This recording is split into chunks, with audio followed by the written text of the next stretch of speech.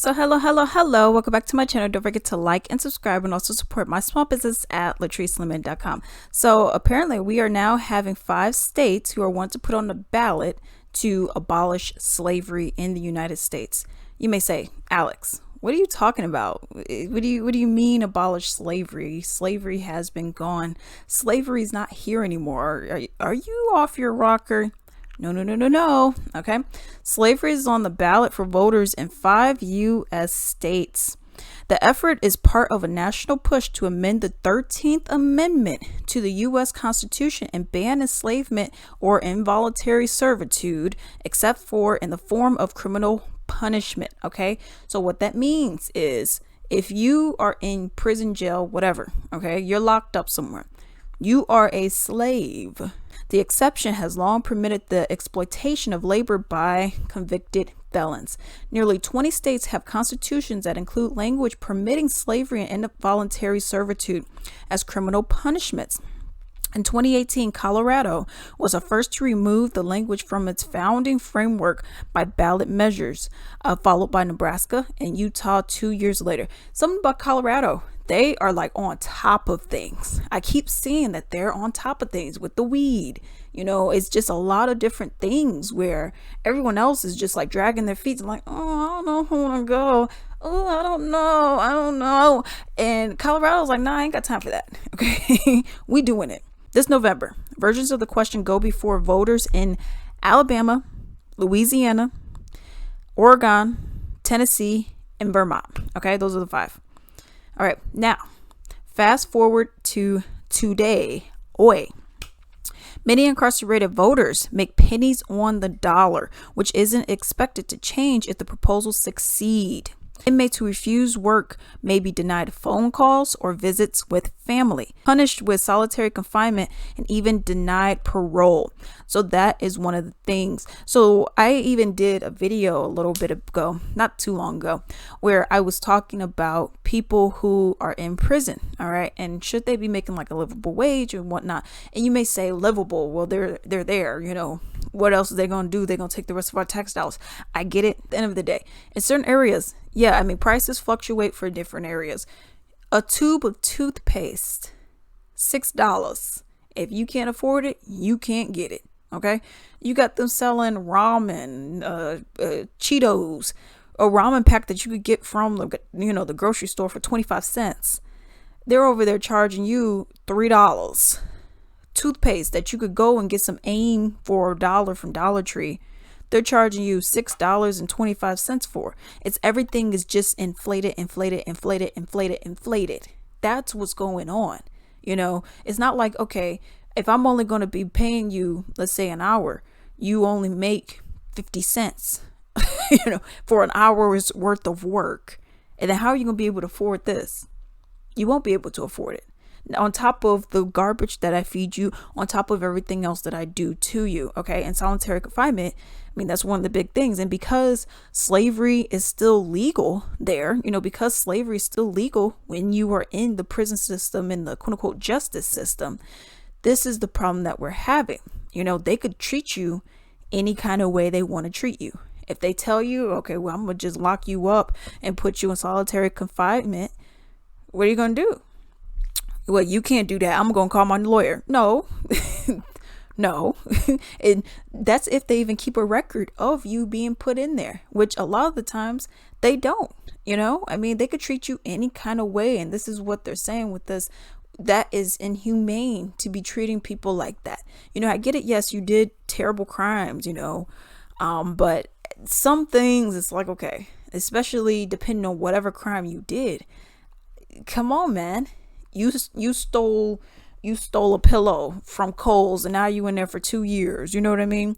It's like, should you be treated like a fucking animal? Should you be treated like some kind of beast just because you stole a pillow when you were 12?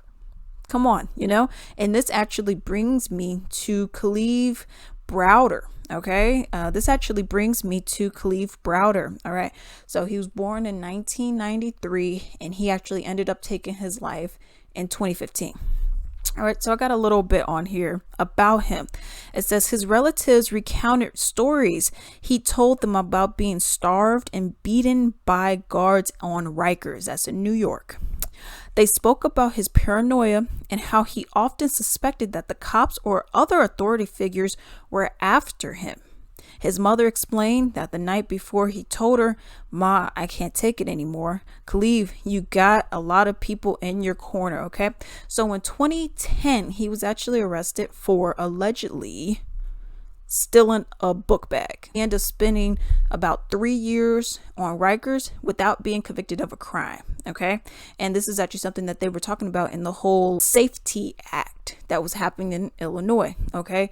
And it was saying like, you don't want to, and that was one of the benefits of it is you can't just be locked up if you're not even convicted of anything. Okay. You're just, I'm gonna just hold you in here for, indefinitely or until I feel like getting you out. You know what I mean? That was one of the benefits of that. Okay. While he was there, he actually did try to take his life on 2 separate occasions that, were reported. Okay.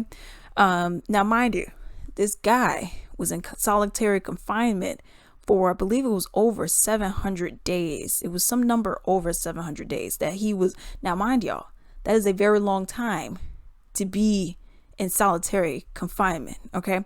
So he was in there for 700 days. And I remember actually reading a thing about him, and it was like some kind of documentary piece of some sort. And his mom was saying, we went out. I think they went to like the dollar store, maybe the Dollar Tree, but one of those dollar stores. And then she was like, okay, go pick some, to eat or something, something to snack on, whatever. And he went and got ramen noodles. And she was like, okay, why did you get that when you could have gotten something else? Then he was like, well, this is all I had when I was there, and this is what I'm used to. She was like, okay, it's a little weird.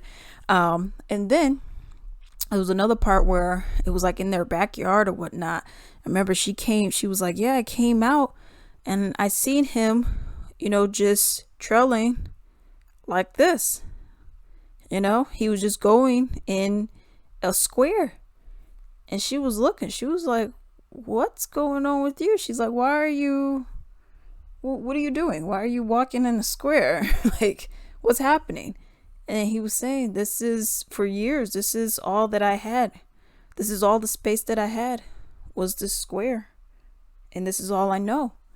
And it was heartbreaking for her, because when you are in solitary confinement, I mean, here's the thing. Humans are social creatures, okay? Whether you talk to one other person every day or every other day for the rest of your life, you need somebody else. Whether that's one person you talk to, 5 people you talk to, or 20 people you talk to, depending on who you are.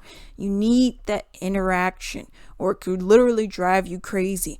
And this guy, Khalif, he actually did have to go to get psychiatric help, because they were like, okay, something, ever since he came back, he's been changed. He has been different. Something is not right about him. And he's just been off, So they took him, and his demons came to fruition, and he ended up taking his own life eventually. But that's one of the things about it, when you treat somebody inhumanely, and especially for stealing a book bag. It's not like he went out and murdered 10 people. You know what I mean? He stole, or you guys say he stole, a book bag. So this is one of the things. It's like and I bring all this up because yes, you have 5 states who are wanting to put on a ballot to end slavery. Don't you think that's what you're doing here? You're beating people. You're starving people.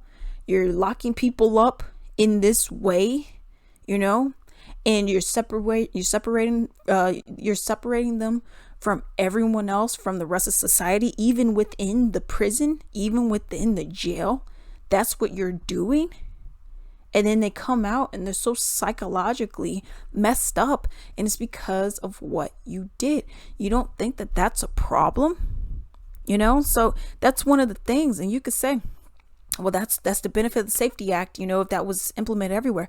Well, here's the thing about that as well. Even though that is the case, we need to do a huge reform of the prison system in general, okay? Because nothing about the American prison system is actually for reform. You can't name one thing that's actually for reform. Now you can say, oh, well, they could get the education. That's not really, you're going to want to have to do that. You're not really like putting them through therapy sessions and making it a mandatory thing. You have to come here this time, this time, this time. You're not really doing that. That's for people who want it. But what if the people who don't want the help are just there? You're just going to be like, well, oh, well, you just going to have to come back out and you're going to be right back in here, ain't you? Want to help to actually try to help these people figure out why they did what they did, help them cope, get back into society. There was a thing I was looking at and they were actually talking about, and they actually helped it. I think it was in California, if I'm not mistaken, and it was different prisoners. They were able to do, like, for their work or whatnot, be volunteers for firefighting, and they got to learn all that kind of stuff. But the thing about it was, even when they got out, they said, oh yeah, I know you're like an expert at firefighting, but you can't get a job here. That's that's what was happening. But then they recently did something so that they were able to, once you got out, you can actually get a job as a firefighter, which is absolutely amazing. So just because people are locked up, and I get different crimes for different things, and you may say, oh, everyone should be treated the same. I'm be real, if you out here just murdering a whole bunch of people and you acting like Ray Rays and Pookies and you just doing mass killings and stuff like that, I don't think if you didn't show your humane side to these people that you killed, I don't think that you should be treated like one. But in instances like this, where we have this kind of stuff going on, yeah, I do feel like I get it. You can't have it both ways. So I'd rather have it on a positive than on a negative.